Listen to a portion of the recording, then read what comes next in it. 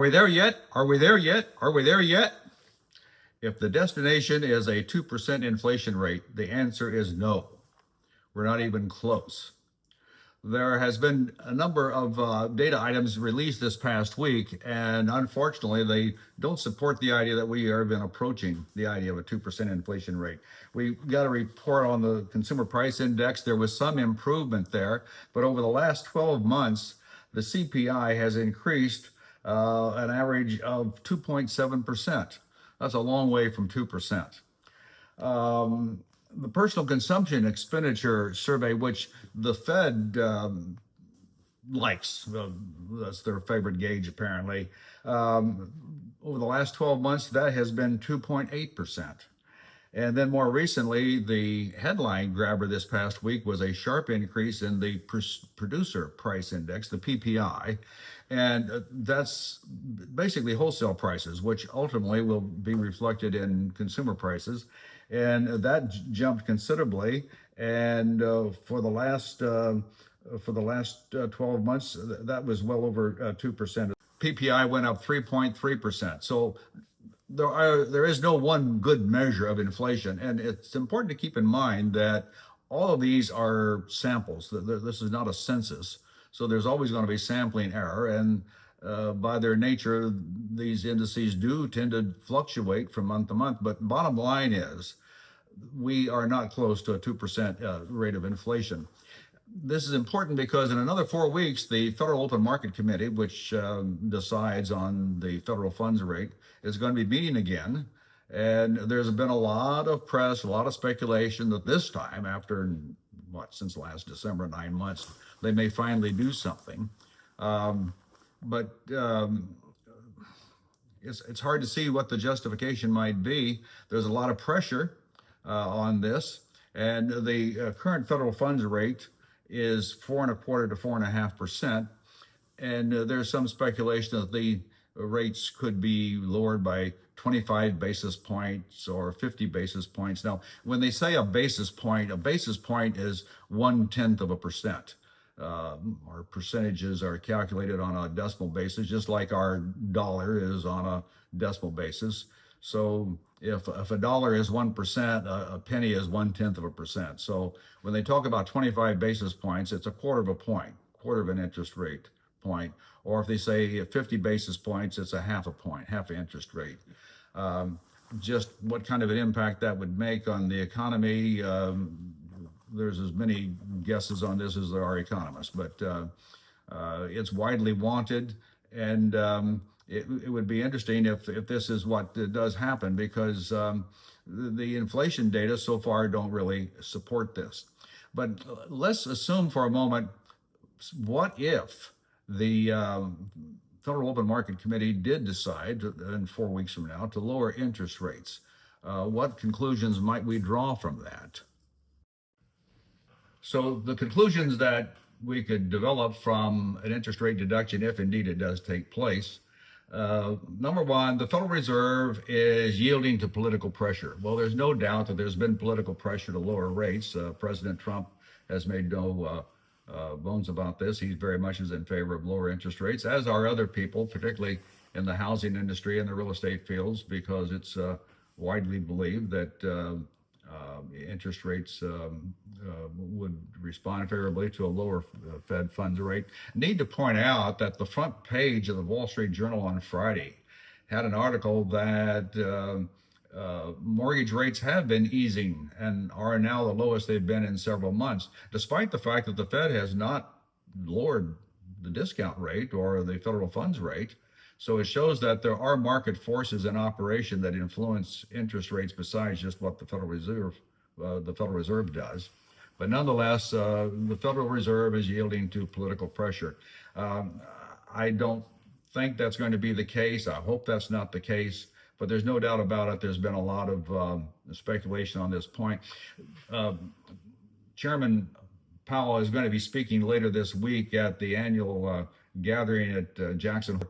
And I suspect that in his remarks, he's going to make a very strong defense of the Fed and support of the idea of the independence of the Fed. But there are other conclusions that I guess we could draw if the Fed lowered rates. Clearly, we're not approaching a 2% inflation rate, and this is unfortunate because, as I have discussed in previous programs, even at a 2% inflation rate, a price will double in 35 years. At a 2.5% inflation rate, which is closer to our current experience, it takes a considerably shorter period of time. And so if you are a young person and trying to make long range plans for your own career and in retirement and so forth, inflation is a serious concern. Well, what else could we conclude? Well, that the interest rate policy is not having the intended effect. We have had our current policy going on all year. And despite this, we haven't achieved the 2% inflation rate. We haven't even gotten close to it. On the other hand, we have seen mortgage rates decline a little bit. So it's clear that you're not going to have to necessarily cut the federal funds rate too much to influence this. But there's no doubt about it that the interest rate policy, which some people feel is very restrictive and particularly hard on some people, particularly home buyers, first-time home buyers, and firms that have to rely upon borrowed money for their operations, for purchasing equipment, for maintaining inventories and so forth, that the existing policy rate is not having the intended effect. And finally, the potential advantages of lower interest rates exceed possible disadvantages. Well, what are the advantages? Well, bond prices tend to follow what the Fed does at the short term. So if the 10-year bond yield, for example, gets lower, then this can have a positive effect on mortgage rates. Other potential advantages would be lower interest rates would make it easier for the Treasury to pay the interest on the debt, which is nearly $1 trillion. So anything that could lower rates of interest would possibly, well, not possibly, would help lower the interest cost on the national debt, which is quite large.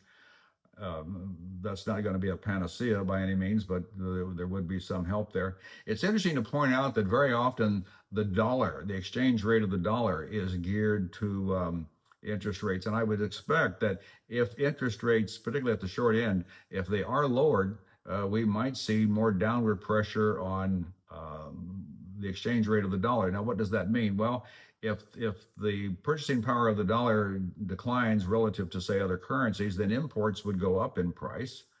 And that being the case, it might be hard to distinguish what is causing the price of imports to go up. Is it the tariff program that's being implemented, or is it the decline of the purchasing power of the dollar, or both?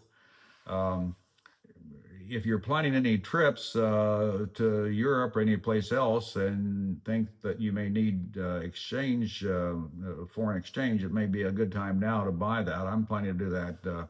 We're planning a trip to Europe this fall, and I think I'm going to go ahead and buy some euros now, because if the inflation, if the Fed does cut the short-term interest rates and the exchange rate of the dollar goes down, then you'd have to pay even more to buy euros. Now, bear in mind, I'm not giving financial advice. I'm just telling you what I do. You need to consult your own financial advisor to decide what you do. But the other side of that, the flip side of the coin, is that if our dollar declines in value, it makes our imports, it makes our exports cheaper. So if we are trying to go into some new markets, which President Trump is trying to negotiate, opening up markets, American markets for American goods into other countries that have blocked so far, such as India, a lower dollar would make our exports cheaper to foreign buyers. So it's a mixed bag as to just who would gain and who would lose if we would see a lower interest rate policy here in the United States. It is interesting to point out that the European countries, for the most part, have lower interest rates now than we do. And so under that circumstance, you would expect maybe our dollar to be higher, but our dollar has lost purchasing power recently. So there are some other forces in operation, but for the most part, throughout Europe, you're going to find lower interest rates than what we are charging here in the United States. This doesn't mean that we need to match that. There are reasons why interest rates are higher or lower in some of these other countries, but we don't necessarily have to match it. But by and large, the Fed is in a quandary. It's almost they're damned if they do and damned if they don't. If they lower rates, that's going to make a lot of people happy. But one of the potential negative aspects of that, and I'm sure this is in their mind also, this could reignite even more inflationary pressures.